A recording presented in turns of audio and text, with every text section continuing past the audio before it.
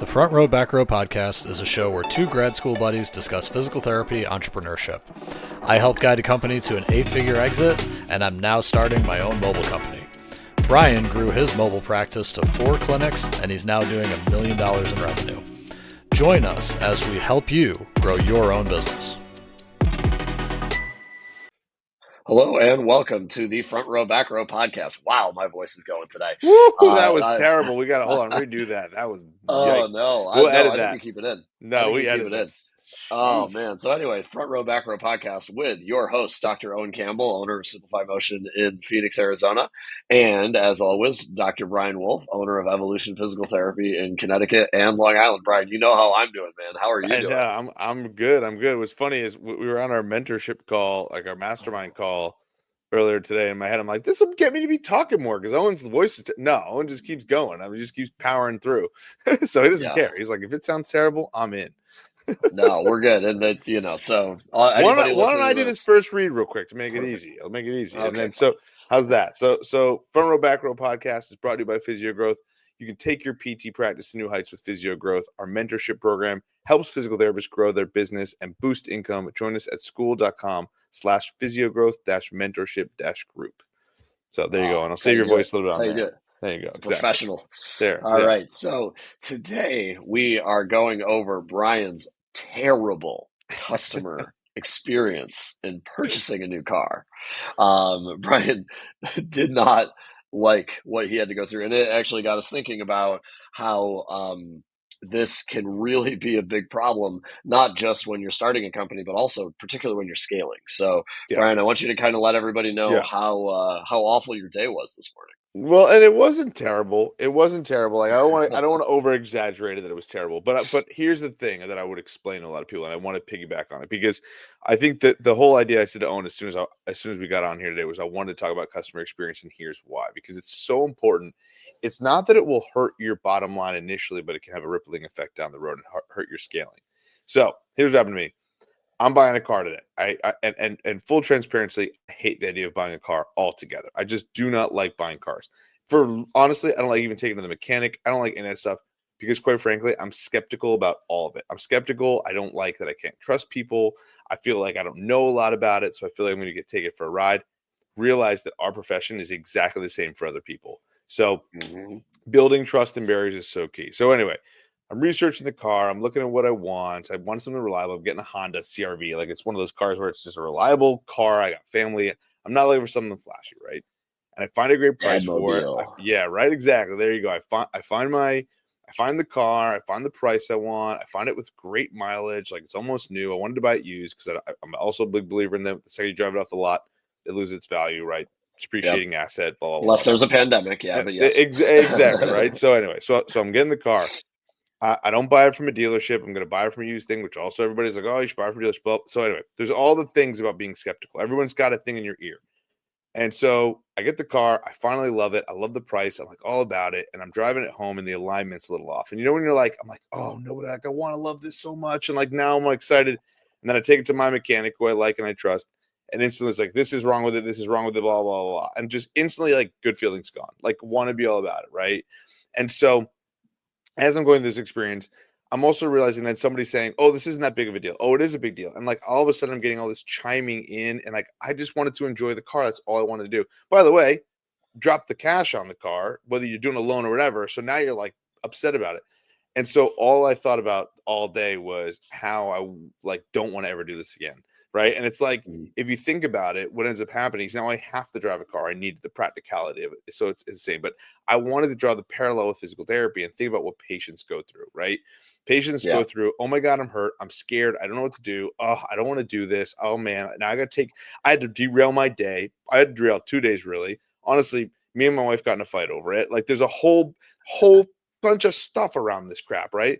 So the thing is, like, when you think about that from a customer experience perspective, it's so important to like build trust and realize that even I liked the guy that I bought it from. Like I thought it was good. And then I guess I'm driving back. Now it's a great thing that I've heard that I like is you always remember the last thing that happened. So because of this all experience, it just made me be super jaded to the point where I'm like, I'm going to drive this car to the ground. I don't want to see another car dealership in 15 years. I don't want to do anything with it at all. Right.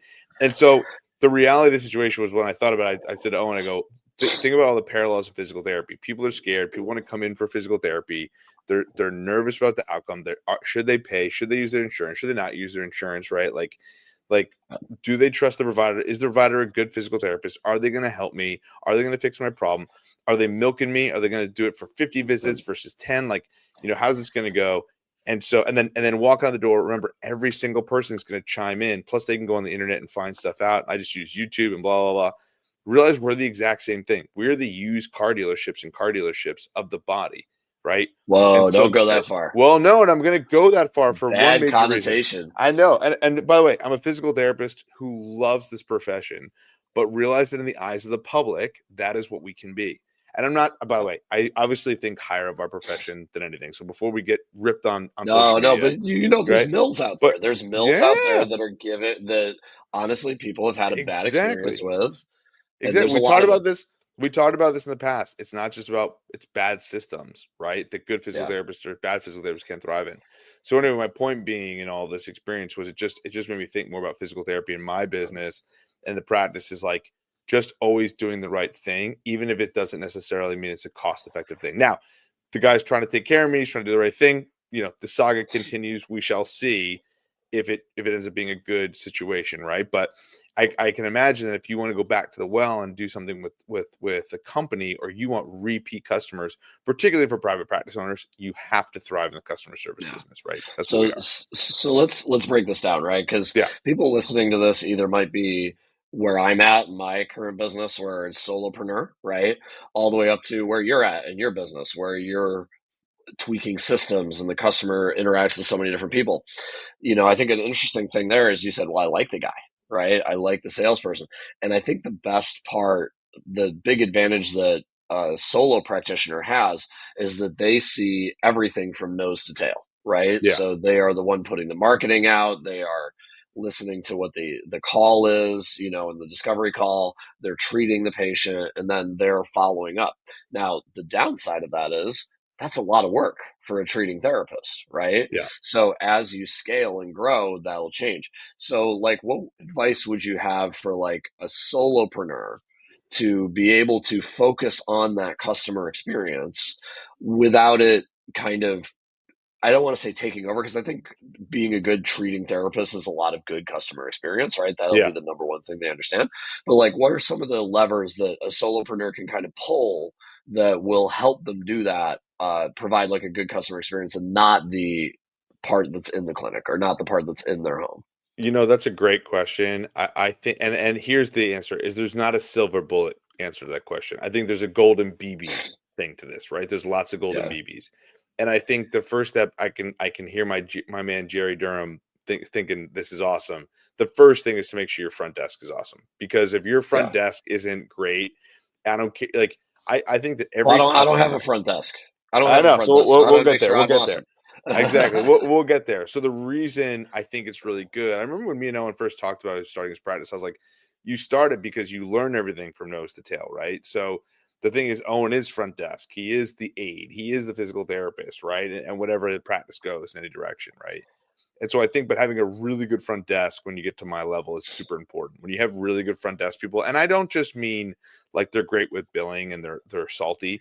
They have to be friendly and nice. And we have some really nice front desk people. They have to be like, again, I've had front desk people call all different types of physical therapy clinics and just take note of the way they're taken in, right? The take in. And I think it's really important to understand that if you're trying to, they are your front end salespeople at that point, right? And that's how it works. Mm. I can hear Jerry saying, like, absolutely, they're front end salespeople. They're like, you know what I mean? They're everything in your business. To me, when you go at a network or cash based, it's that much more important because they have to be that much more seasoned on that front. Now, where would I start if I were someone like you in that sense?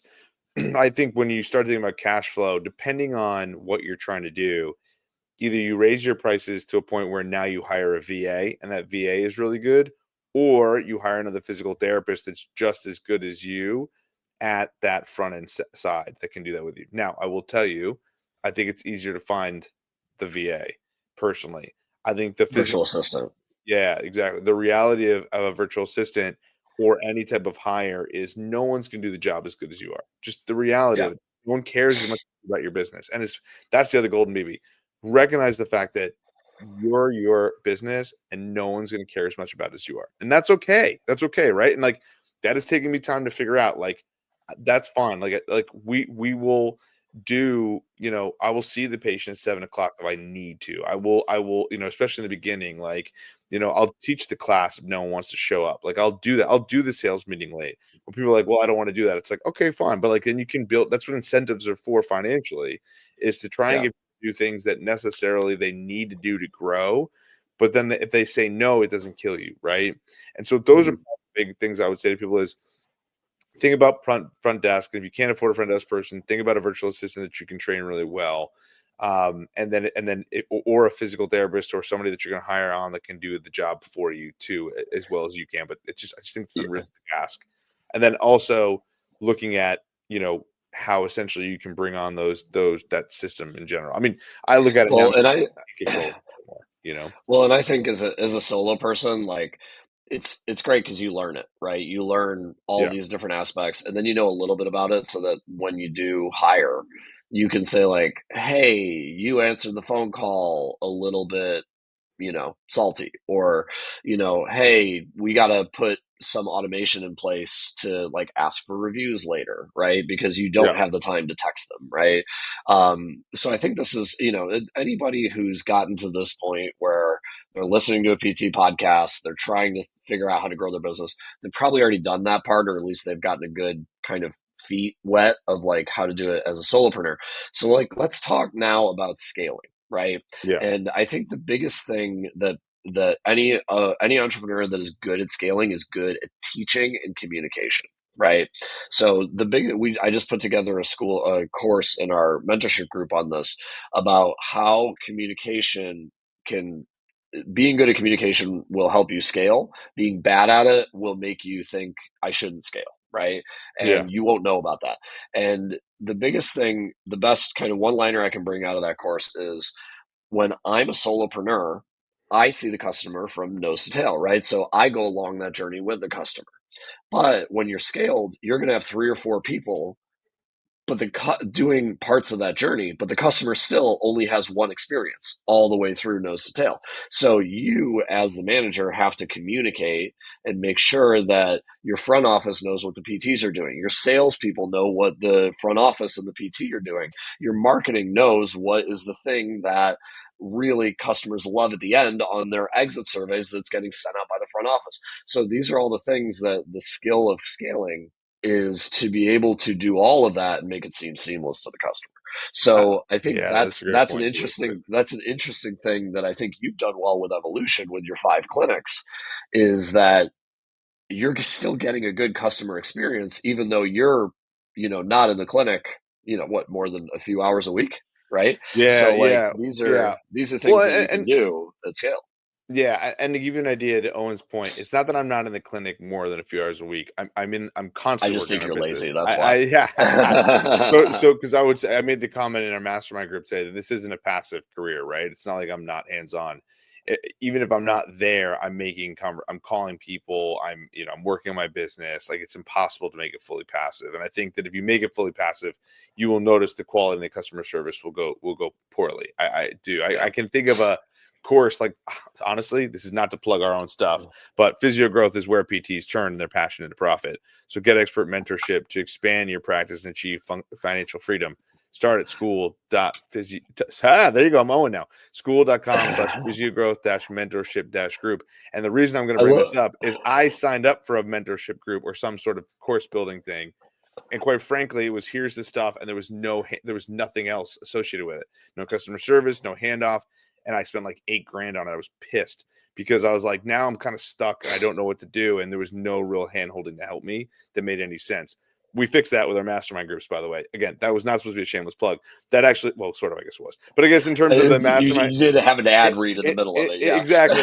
In terms of the mastermind group, that's something that I think was so important for like our members in our group, is here's how to apply it in the constant evolution of changing that's going on. Yeah. That's the thing that I have found that I'm constantly doing with my business, is trying to do different touch points with everybody. So what happens is, it's like, I heard this correction that in a book that I read. It's more like, if you have the boat moving in the right direction, right? And you're adding on different people. Think of like an old style, like Vikings type boat, right? Like out of Yeah. Troy, where there's different guys rowing, and you're just adding people into the rowing. As long as you're steering the boat in the right direction and yelling the right commands of keeping people in the right direction, all you need to do is little rudder corrections as the owner now, as you start to get to Yeah. bigger positions.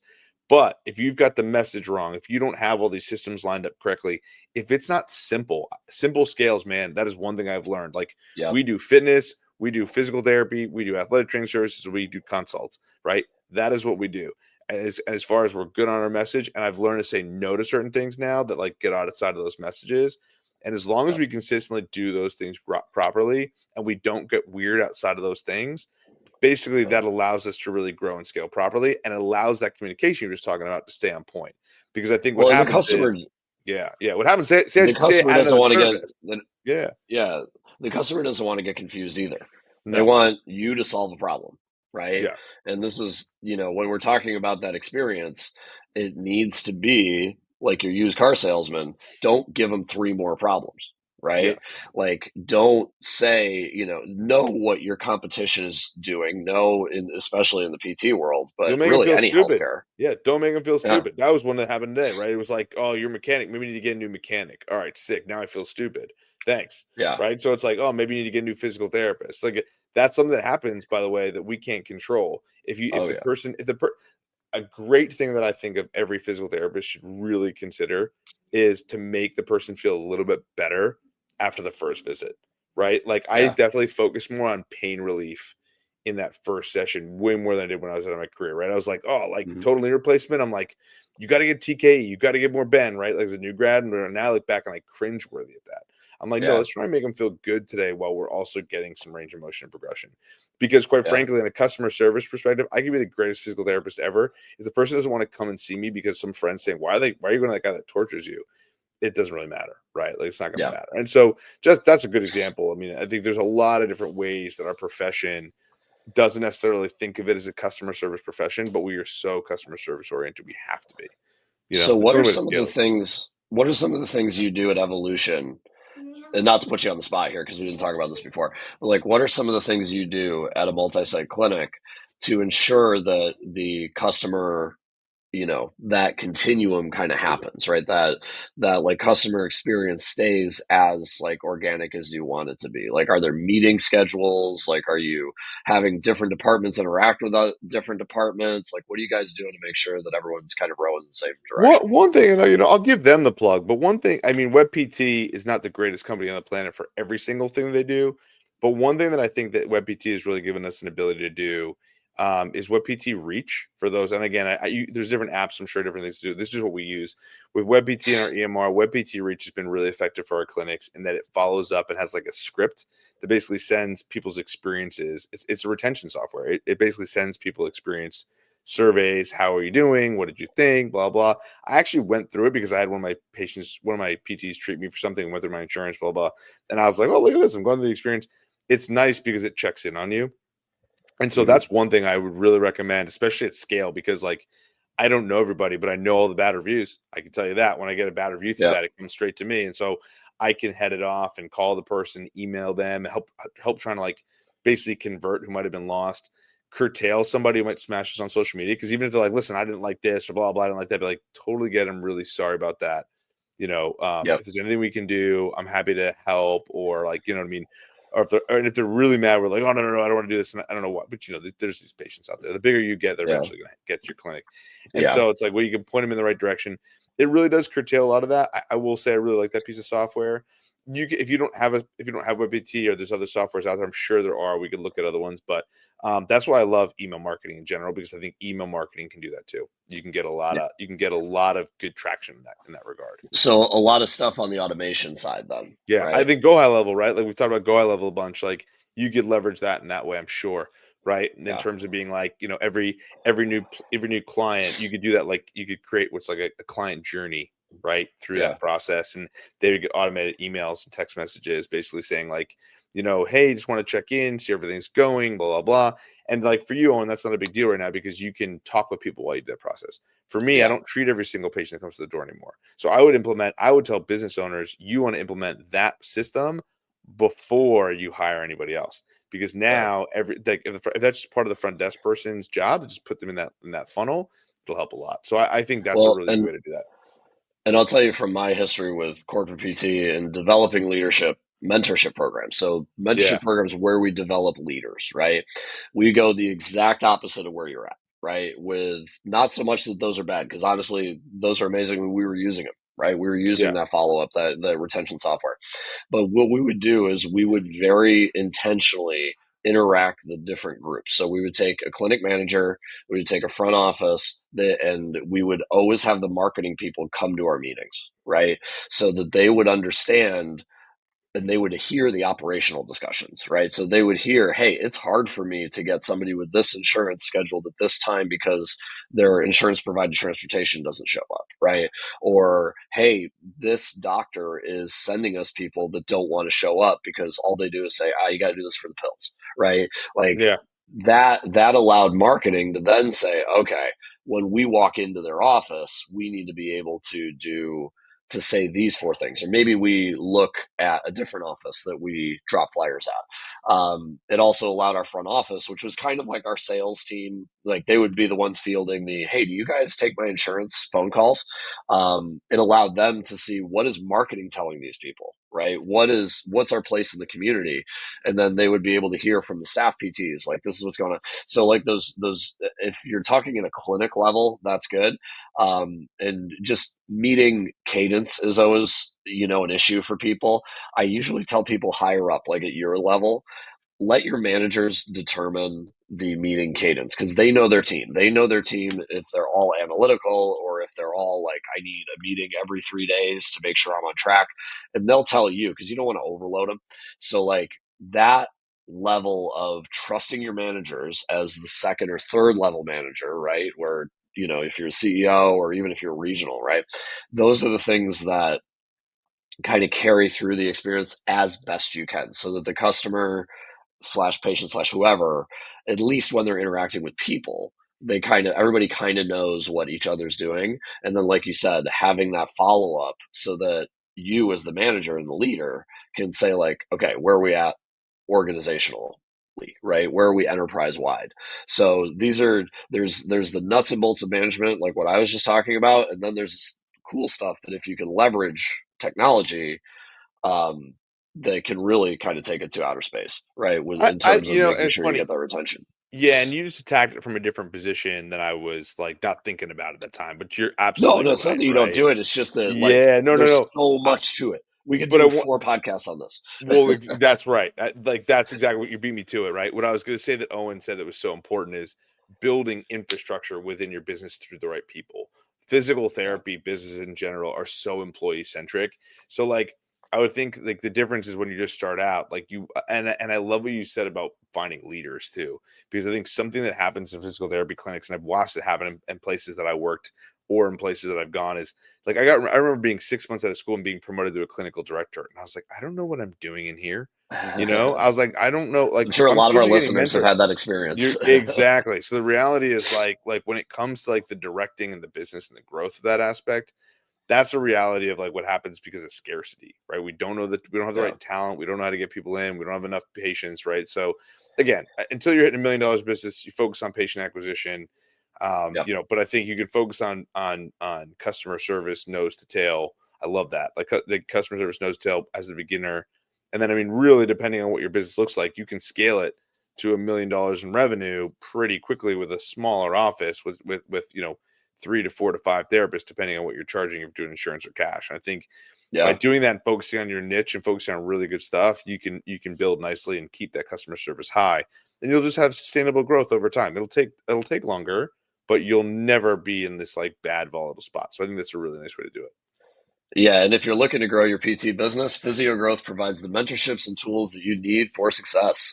Visit school.com/physiogrowth-mentorship-group and unlock your practice's potential. And Brian, I mean, we just had one of our mastermind calls earlier today, and somebody doing that, right? Yeah. She's making a pretty penny, and she's able to kind of do what she needs to do. But we're as we do these things, as we build in this mastermind group, the beauty of it is that it's a group, right? It's not Yeah, just us sitting here and saying this is that's what the we value. know. Like that's what the podcast is for, Yeah, right? we'll add Um, trainings and we'll add stuff and we'll put in different things and we'll keep building. But the mastermind's a great spot where we can all get together and do it and grow. And that to me, that's why we've had people join more so is they're like, well, I really want to grow my business and there's no one else to do it to help me do that. And that this is what masterminds do, right? They grow from that perspective. And it's $99 a month. That is very inexpensive. So you're talking about less than $25 a meeting per year. So if yeah, you, one of the comments in the mastermind group was, wow, this advice just saved me about probably a couple $1,000s. This is great in the first meeting. yeah, So like, again, if yeah, you think about $99 a month, it's going to work. Even if one meeting gives you that couple golden BBs you need to save the money or make more money. So yeah, that's yeah, why we did it. Like we talked about earlier in my middle read there is the evolution of trying to help you grow as you build. yeah. There you go, man. We want Cool. more. We want much better PT out there all across the world, and the Love it. way that we do that is be much better at business. Exactly. That's it. It's the reality of it. All Cool, right, my brother. friend. Well, we are all good for today, my friend. Have a good Thursday. You too, buddy. See ya. Yep. See you.